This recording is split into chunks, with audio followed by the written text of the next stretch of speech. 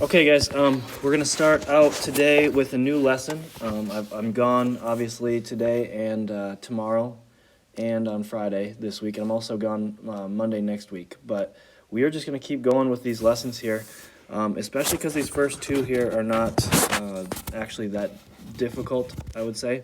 It takes a little bit of just remembering some words and stuff, but for the most part, this stuff should go pretty simple. So, to start it out here, I'm just going to basically be going through the note guide with you guys, and as you can see, that's what's on the screen right now. So the first thing that I see is that we have 3 goals that we need to write down, and the first goal would be to add and subtract polynomials. So let me switch over here. So add and subtract. I'm going to run out of room, but it's polynomials. And basically we're going to get into what that means here in a little bit, but a polynomial is basically an equation that has more than one term in it. And we're going to kind of get into those here in a second. But goal number 2 for the day. Find the degree of a monomial.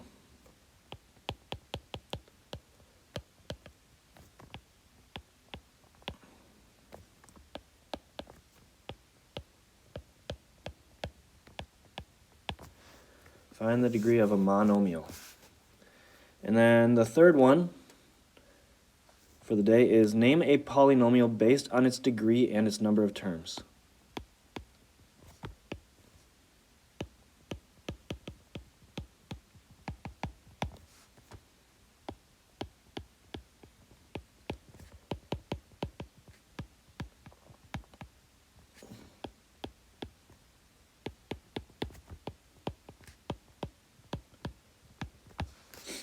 And so right now, if you need to pause the video to get everybody caught up with the goals, we can do that.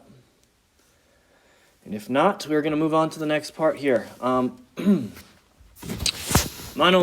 We're going to start with monomials first.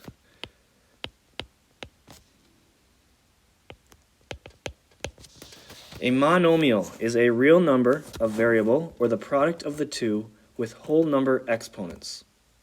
So basically what this is in a nutshell, in its most complicated form, it's just a number and a variable, and they have to be multiplied. Most of the time, anytime you see like a plus symbol, that's when you're going to kind of put up your red flag a little bit and maybe check to really make sure if it's a monomial or not. So a couple of examples, excuse me, a couple of examples of some monomials here. Just a very basic one would just be like an 18. Because in the definition it says a real number, a variable, or the product of the two. So product meaning multiply, but for this one, just the number 18 is a monomial. It doesn't have a variable attached, but it doesn't need one because it says it could be a number or a variable, or both of them. So another example would be maybe just a z. So that would be just your other case. You don't have any numbers there, but you've got a variable just by itself, and that would be considered a monomial. Product of the two, so maybe like 4x. So we have 3 monomials written down right now. This is basically the definition, these 3 things here. We have a number, we have a variable, and now we have a number multiplied by a variable. Let's see here. So maybe something like this, 4x squared. And we'll make it negative 4x to change it up a little bit. Negatives are okay for the numbers. It's still a real number. And we have a whole number exponent. So that would be also another case of a monomial there. Next, let's talk about, well, here we go. A over 3. Now, does that really fit our definition? It says a product of the two. But if I wanted to, I could change a over 3 to be the same thing as 1/3 a, right? Those are the same thing.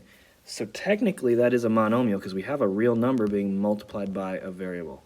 So sometimes they might not look like monomials, but if you change them up a little bit, they do become monomials. So that one would actually be a monomial. Let's see here. Now, for example, if we had 2 over n, now would that be a monomial? The answer to that one is no.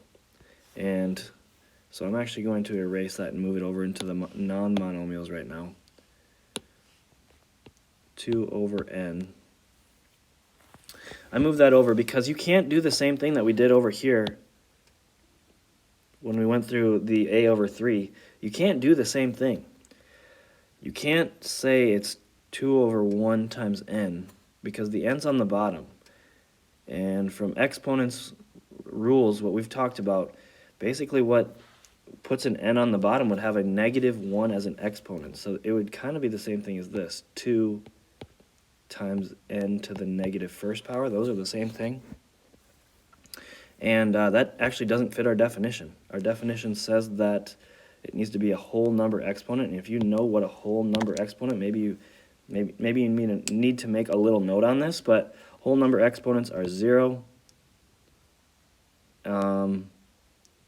1, 2, 3, 4, and so on. Those are your whole number exponents. And -1 does not classify as a whole number. So it's actually not a monomial. I'm almost done, finished up with these here. But a very common non-monomial would be something like 5 plus x. These things are not being multiplied, and we needed the product. As you can see, it says in the definition we need product. These are being added, not multiplied. So that would actually not be that would be a non-monomial. And I think that's all, as far as I'm going to go with that for right now. And we can kind of talk about some more examples at a later date. But these are the basics, and that's all we need to worry about right now. So let's move on to the next part. Next, it says the blank is the sum of the exponents of its variables. We're going to write degree of the polynomial, or a polynomial. Oh, I lied. Sorry, it's the degree of a monomial. Sorry. So maybe actually I should go back to non-monomials because there's one more that is actually going to come up here as we're going through this. A non-monomial could also look like this one. So if I had, for example, maybe 4x y to the second. All of these things are being multiplied, and that fits our definition because we need the product, remember? So that actually works, and we can have more than one variable. The only thing we can't have is this plus sign. Oh, and I wrote it in the wrong spot, so I'm actually going to have to move that over to the monomial side because it is a monomial. Let's see if I can do this here. Nope, I kind of messed up a little bit. So this was to the negative second power. So let's just try this again. 2xy. I don't know if that's what I wrote or not before. Y to maybe the second power. Okay, that works because we have a whole number exponent, and everything's being multiplied, so that actually works. Now let's go back down to this definition. The degree of a monomial is the sum of the exponents of its variables. So for example, number 1 here, the degree of this monomial is just 1.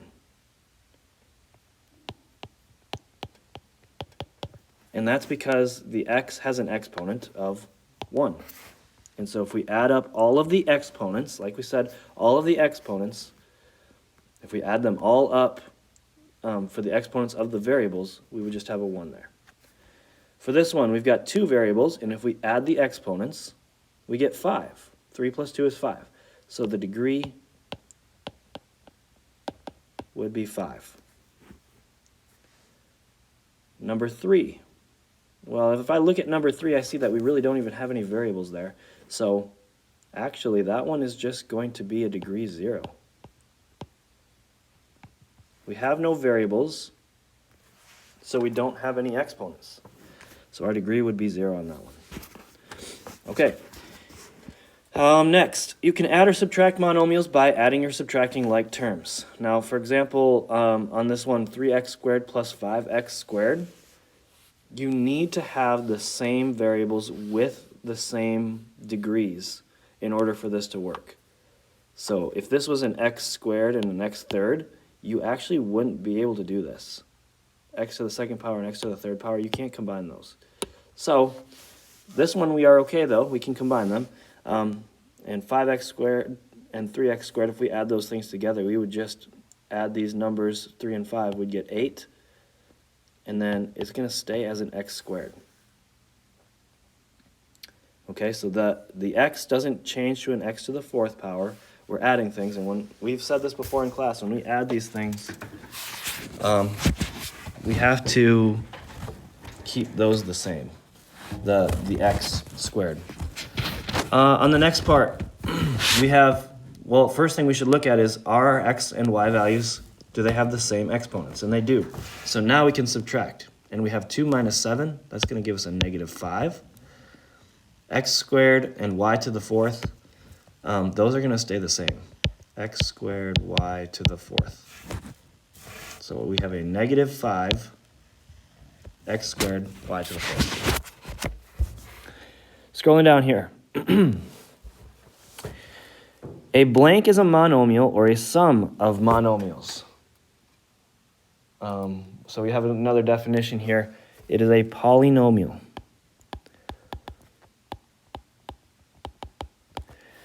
So when we were talking about monomials, mono basically means one.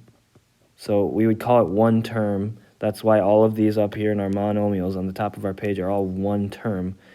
When we have non-monomials, like this one, for example, that is two terms. We have a 5 and an x, and they're being added. And that's kind of how we're going to know how to separate these terms. If there's a plus or a minus in between them, then that actually becomes more than one term. So a polynomial will have multiple terms. And as you can tell here, we have a bunch of additions and subtractions separating these into different terms. So the degrees of each monomial, for the first one here, if we're finding the degrees, just like we did before, we're adding up the exponents for the variables. So for this one, we really only have one exponent on that x to the fourth, so that's a degree 4. This one is a degree 2, this one is a degree 1, and this one is a degree 0, because that one doesn't have any variables to even begin with, so it can't have any exponents. Standard form of a polynomial. So, all right.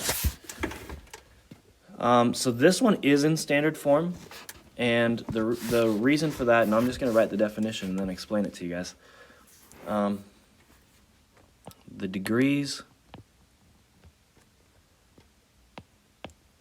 of the monomials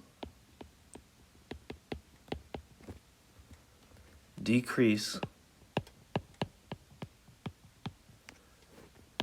from left to right. So as you can see, our degrees, when we wrote those down, 4, 2, 1, and 0, they're going in order from biggest to smallest. And that's just, oh, and I guess I should write it here. That's what standard form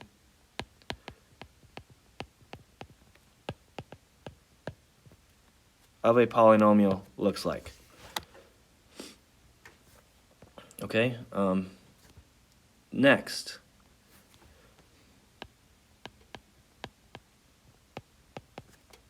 We've talked about the degree of a monomial. Now we're going to talk about the degree of a polynomial. The degree of a polynomial is whatever basically that highest monomial is. So this one, in the example we have above, that's degree 4. You're not going to add up the 4 and the 2 and the 1 and the 0. You're just going to say whatever the highest monomial is, that's what the degree of the polynomial is. So above, that would be a 4. If you wanted to write 4 is the degree of the polynomial above. Sorry for my handwriting. This is kind of hard to do on an iPad. 4 is the degree of the polynomial above. Okay, we're moving down. We're almost done here. So now we've got a little chart, and this is actually going to be probably the most helpful thing that you're going to write all day in this math class. So really kind of make sure you write these down, and then as you're going through homework and stuff, check on this. You should have this out at all times as you're going through your homework and stuff like that. So the degree of this first one, when we talk about the degree of the monomial, remember, it's all of the exponents added together. So maybe we'll just go through all of the degrees first of all. This one is going to be degree 0 because we don't have any variables. So that's going to be degree 0. Next one, there is technically a little 1 there for that x. So this is going to be a degree 1. Remember, when we're talking about polynomials, we just take the highest one that we can see. So for the next one, this is a good example here. We have actually 2 different monomials that have variables attached. We got to take the highest one. The highest one on this case is a 2. So this is a degree 2 polynomial. The next one here is a degree 3 polynomial, and it's actually a monomial. We don't have any plus symbols or subtraction symbols, but it's also considered a polynomial because polynomial can have basically as many terms as you want, and one term works. The next one, this one is going to be degree 4, obviously, because we have a 4 as our biggest exponent in our terms. So that would be that one. Names. Now we're going to start talking about names. This one's actually pretty easy. The 5x plus 9 is the easiest one because you've seen that before. That's linear. That's how you would name that. The next one would be quadratic.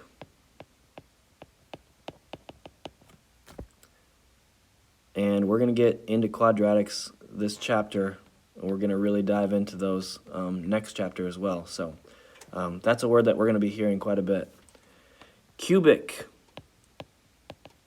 is the next one. If you could just read that 2x cubed, that's where that cubic is coming from. And then everything after that, we don't really have names for them that we would use in this class, so we would call this one 4th degree.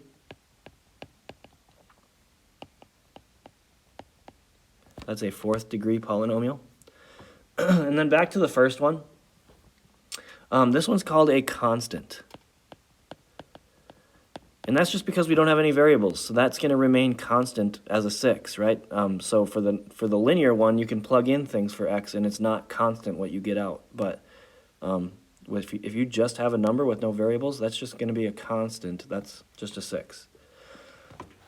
Next one, it says number of terms. This is just basically saying how many times is this split up. So this will be easy if I can highlight these for you. This one, this is just one term. And I'm going to write them down as I go here. So that's just 1. The next one, there's 2 terms being added together. So the number of terms is 2. The next one is 3 terms. The next one, again, is just 1 term. And then the last one here is 3 terms again. So the number of terms is different than the degree. As you can see, you can compare the degrees and your number of terms. They're different. You can have high degrees and low number of terms, and you can have a lot of terms and a low degree. All right, so name using the number of terms. So now we're actually going to name these things based on their number of terms. We've already talked about a monomial before. A monomial, again, is just one basically term with no addition or subtraction. Next one, binomial. If you think about a bicycle, it's got 2 wheels, so that's kind of how that's where the word is coming from, actually. So next one, if it's binomial there, this is going to be trinomial. And a tricycle has 3 wheels. So that's where these words are coming from. The next one, you should all be able to get this. How many terms did we have? We had 1 term, so it's back to monomial. And this one is trinomial, like that. Okay, moving on.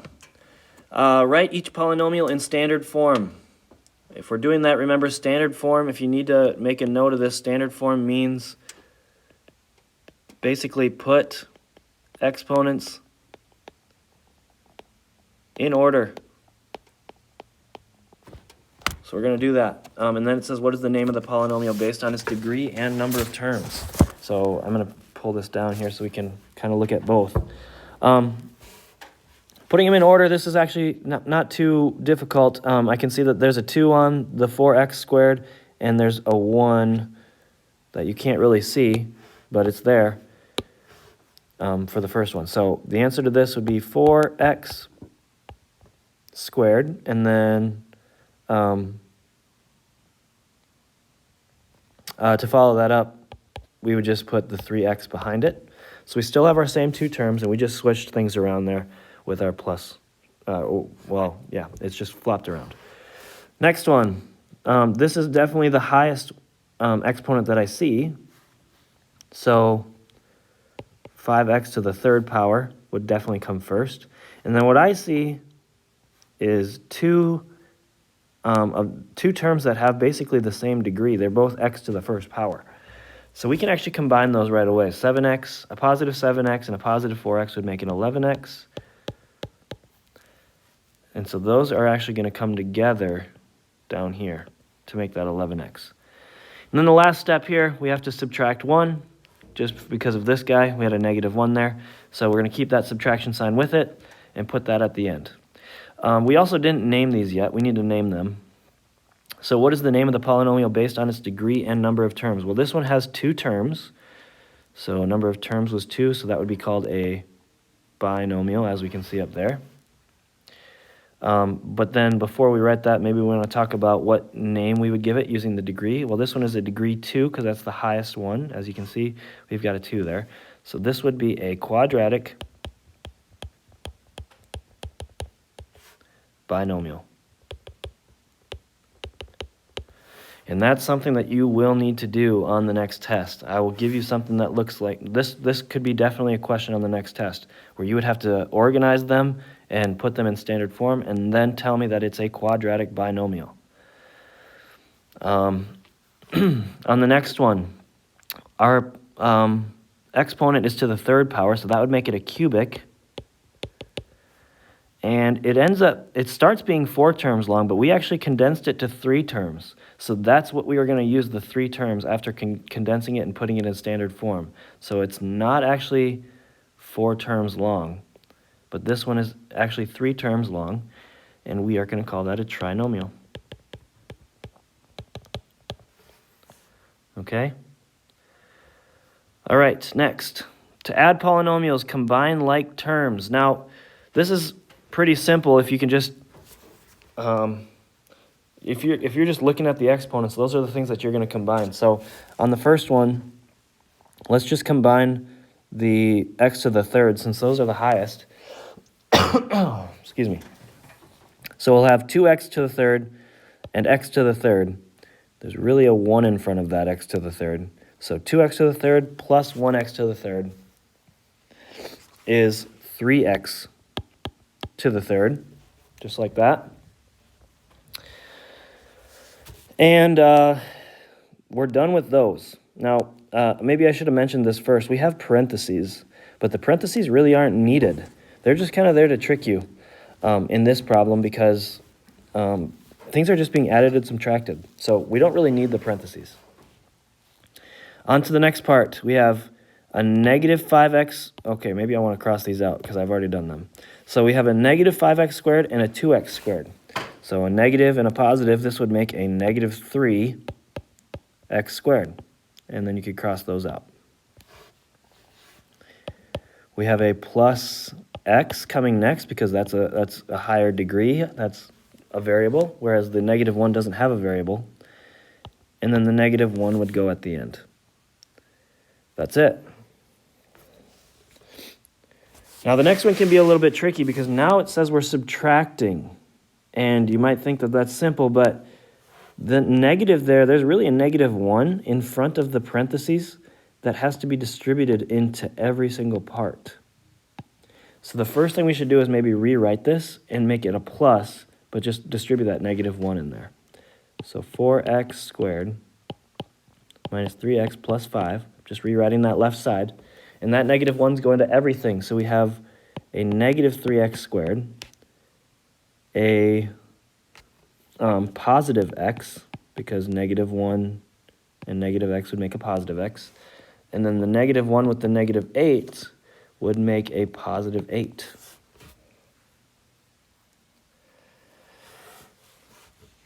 Now to combine these things, let's do the x squareds first, since those are the biggest degree, the highest degree. So 4x and negative 3x would just be a regular x squared. Negative 3x, so I'm done with those. Negative 3x and positive x would be a negative 2x. Done with those. And 5 and 8, 5 plus 8 would be 13. And so that's just going to kind of go there at the end. And that is it for that one. But the biggest thing to remember is if you have a negative, that has to get distributed. This is a huge thing that you guys got to remember for the test. That's something that people often get wrong on the test. They just forget to distribute the negative. All right, we're almost done here.